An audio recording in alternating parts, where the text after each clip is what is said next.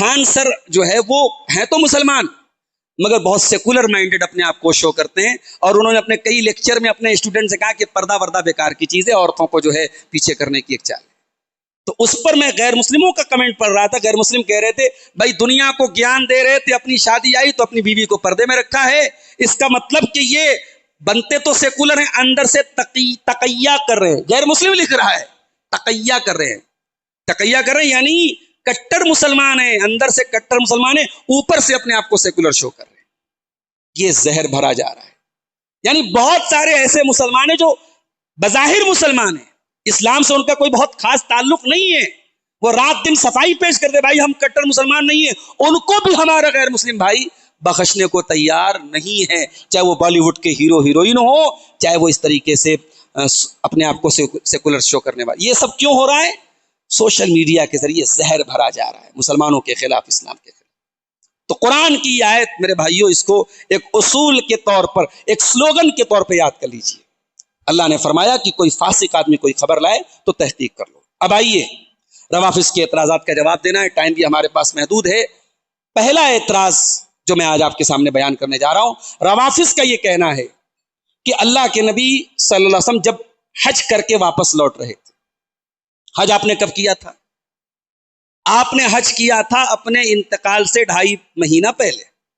انتقال کب ہوا تھا آپ کا؟ ربیع الاول میں ہوا تھا، اور حج کب ہوتا ہے؟ ذی القعدہ ذی الحجہ میں حج ہوتا ہے۔ تو اللہ کے رسول نے حج کے سفر سے واپسی کے دوران مکہ اور مدینہ کے بیچ میں ایک جگہ جو مدینہ سے تقریباً 150 کلومیٹر دور تھی، مکہ سے مدینہ لگ بھگ 500 کلومیٹر ہے، یعنی یہ جگہ مکہ سے دور تھی، مدینہ سے قریب تھی۔ آپ مدینہ پہنچنے والے تھے، نیئر اباؤٹ آپ مدینہ تھے، آپ نے اس جگہ پہ ایک تالاب تھا، وہاں پہ آپ نے خطبہ دیا۔ اب یہ روافظ کا کہنا ہے کہ اس خطبے میں اللہ کے نبی نے علی کا ہاتھ پکڑا اور اعلان کیا کہ صاحب من کنت مولا ہو فعلی مولا، جس کا میں مولا ہوں علی اس کے مولا ہے۔ اور اس کا مطلب یہ حضرات یہ بیان کرتے ہیں کہ اس کا مطلب یہ ہوا کہ اللہ کے نبی یہ کہہ رہے ہیں کہ بھئی تمہارا سردار میں ہوں، تمہارا آقا میں ہوں، اب میرے بعد تمہارے آقا اور امام علی ہوں گے۔ علی کی ولایت کا اعلان آپ نے کیا۔ اور 2.5 مہینے کے بعد جب اللہ کے نبی کا انتقال ہوا اور آپ کے انتقال کے بعد ابو بکر صدیق کو مسلمانوں نے اپنا خلیفہ چن لیا، یہ مسلمانوں نے نبی کے اس حکم کی نافرمانی کی، نبی کے ساتھ غداری کی، نبی کے ساتھ بے وفائی کی۔ یہ حضرات کا عقیدہ ہے۔ ہوا کیا تھا غدیر خم میں؟ آئیے پہلے ہم وہ روایت دیکھتے ہیں۔ یہ تو آپ نے دیکھ لیا کہ غدیر خم ایک جگہ کا نام ہے، ایک تالاب، غدیر مانے عربی میں تالاب ہوتا ہے، خم اس جگہ کا نام تھا۔ یہ جگہ کہاں تھی؟ مدینہ سے 150 کلومیٹر دور پر تھی۔ معاملہ کیا ہوا تھا کہ اللہ کے نبی نے حضرت خالد بن ولید کو بھیجا تھا یمن، ایک لڑائی میں، ایک جنگ میں بھیجا تھا۔ وہاں خالد بن ولید کو اللہ تعالیٰ نے کامیابی دے دی۔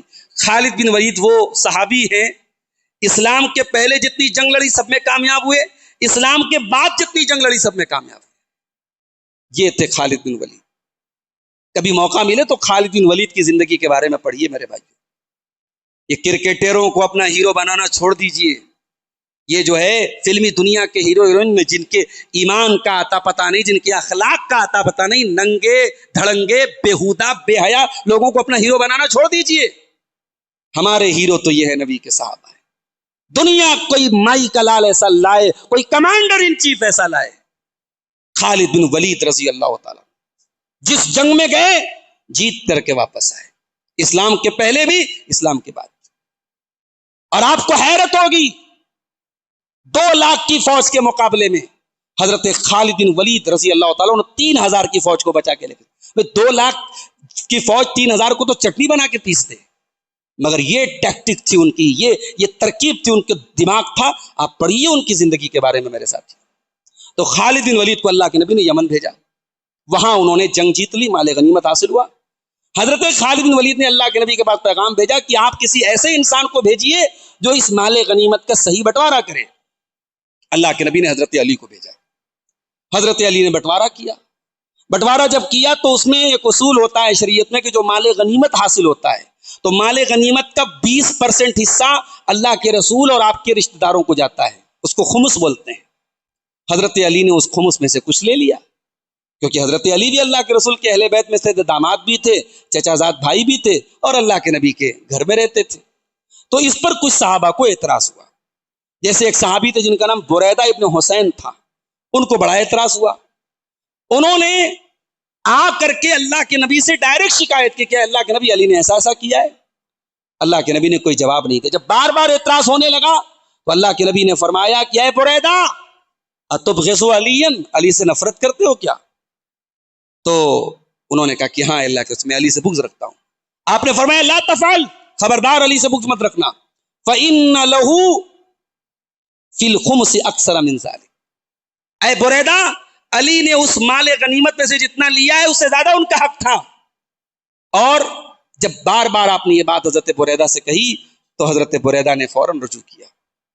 اور دوسری روایت میں یہ الفاظ ہے کہ اللہ کے نبی نے حضرت بریدہ سے کہا الست اولی بالمؤمنین من انفسہم، اے بریدہ کیا میں ایمان والوں سے ان کی جان سے زیادہ قریب نہیں ہوں؟ میں نے کہا کہ ہاں اے اللہ کے رسول آپ ہیں۔ تو آپ نے فرمایا من کنت مولاہ فعلی مولا، اگر میں ایمان والوں کی سے ان کی جان سے زیادہ محبوب ہوں تو سن لو جو جس کا محبوب میں ہوں اس کے محبوب علی ہے۔ اور اس کے بعد اللہ کے نبی نے دعا بھی کی اللہم وال من والہ، اے اللہ جو علی سے دوستی رکھے، جو علی سے محبت رکھے تو اس سے محبت رکھ، وعاد من عادہ، اور جو علی سے دشمنی رکھے تو اس سے دشمنی رکھ۔ نبی نے یہ دعا بھی کر دی، اور نبی کی اس دعا سے یہ کلیئر ہو گیا کہ یہاں مولا کے معنی مالک نہیں ہے، مولا کے معنی آقا نہیں ہے، مولا کے معنی محبوب ہے۔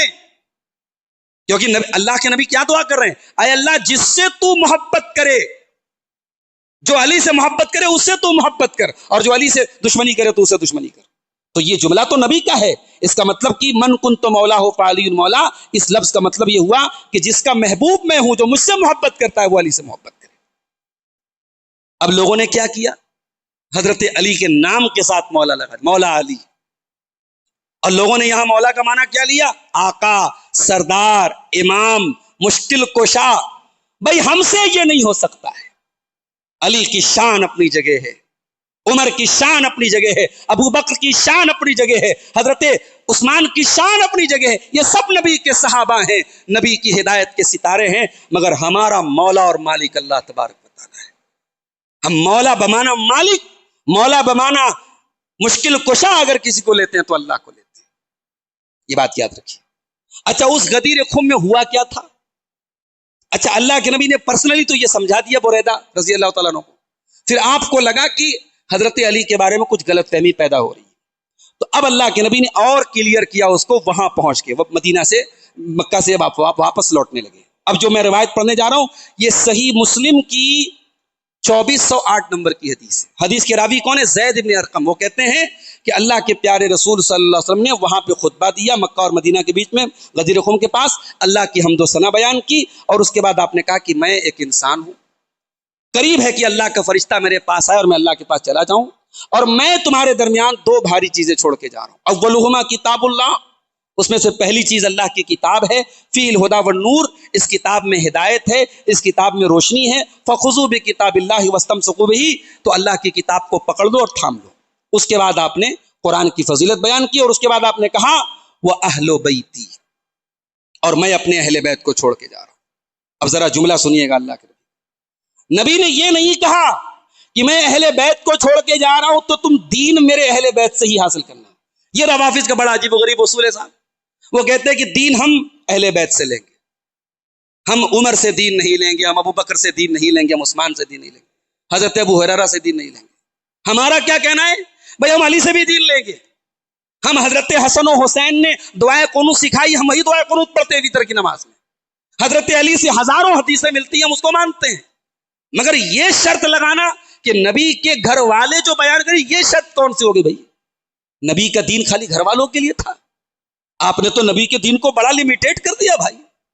نبی نے تو عام دعا کی تھی، نظر اللہ عمران سمع مقالتی فوعاها، اللہ اس انسان کے چہرے کو تر و تازہ کر دے، اللہ اس انسان کے چہرے کو فریش کر دے، اس کے چہرے کو رونق سے بھر دے جو میری حدیثوں کو سنتا ہے اور بیان کرتا ہے۔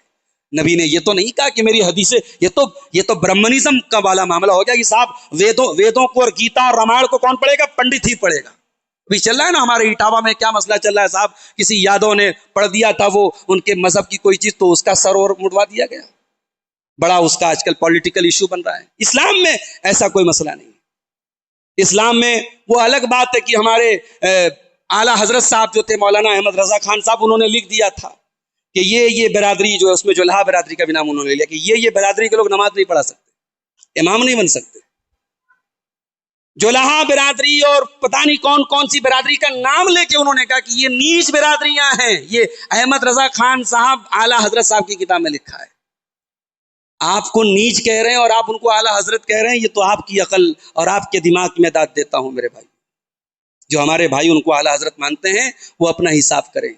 تو اسلام میں کوئی جاتی واد نہیں ہے, اسلام میں کوئی برہمنزم نہیں ہے, اسلام میں کوئی سپریورٹی نہیں ہے کہ صاحب یہی یہ کام کر سکتا ہے. تو نبی نے فرمایا میں قرآن چھوڑ رہا ہوں اور اہل بیت چھوڑ رہا ہوں. کیا مطلب تھا نبی کا؟ نبی کا مطلب یہ تھا کہ میرے اہل بیت کا خصوصی خیال کرنا.